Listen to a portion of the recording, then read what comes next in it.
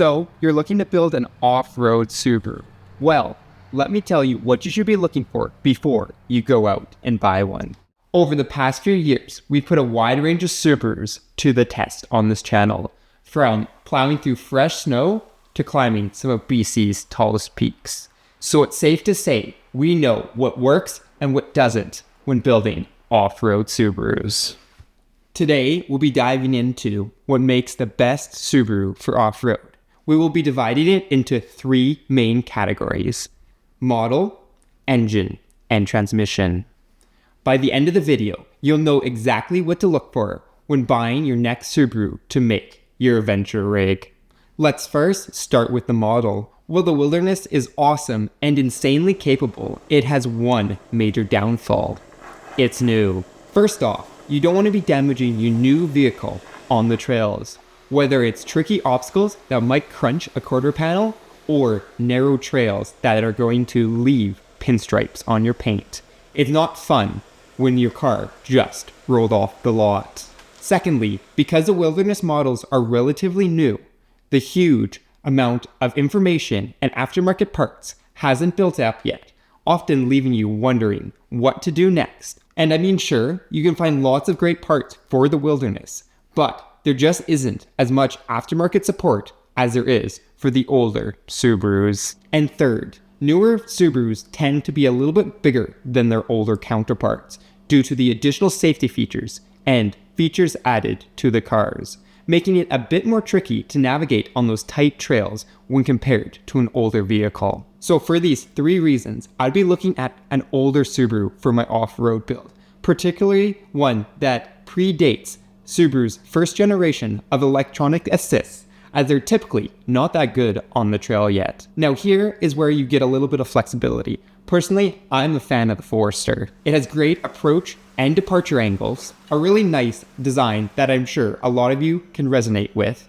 and it's great for a starting platform for your next off-road build. So with that all being said, I'd be specifically looking at a first or second generation Subaru Forester for my next off-road build. Next up, let's talk about the transmission. While manual gearboxes might be a lot of fun on the road, they tell a different story when you're on the trail. The problem with manual Subarus is they don't have a low enough gear for slow speed crawling or climbing steep hills without stalling a bunch. This means you'll end up hitting obstacles with speed, which is not very good for the car and can ultimately lead to breakdowns on the trail. Plus, the Subaru automatic transmissions actually have a couple cool little tricks up their sleeves for when things go wrong, like forcing them to drive in front-wheel drive only in case you break a drive shaft or a rear axle. So, if you're serious about exploring with your off-road Subaru, an automatic transmission is the way to go. Finally, let's talk about engines. And well, this one's pretty similar to the transmission, where the ones that are the most fun on the road are typically not the best when you hit the trails. We can all agree that we love Subaru's turboed engines, but they come with some serious downsides when you're off-roading. First off, there's the power band.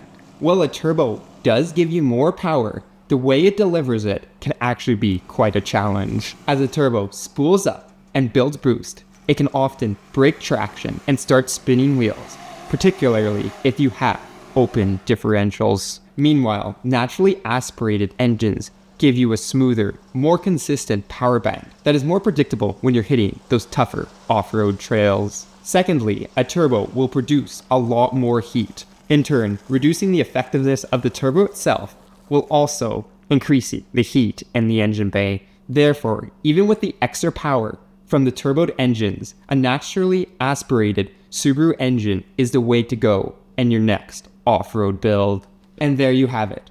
With everything considered, the best off-road Subaru is an early 2000s Forester with an automatic gearbox and a naturally aspirated engine. Conveniently, this is also the base for my off-road Subaru that I've taken on some pretty incredible adventures over the last few years on this channel. Let me know down below what you think of my pick for the best off-road Subaru, and if you have a different choice. And while you're down there, don't forget to go ahead and check out the channel memberships for some exclusive perks, as well as supporting the channel. Also, don't forget to go ahead and check out Flat 4 Off-Road, for building off-road Subarus here in Canada. And with that being said, I'll be seeing you guys in the next off-road adventure.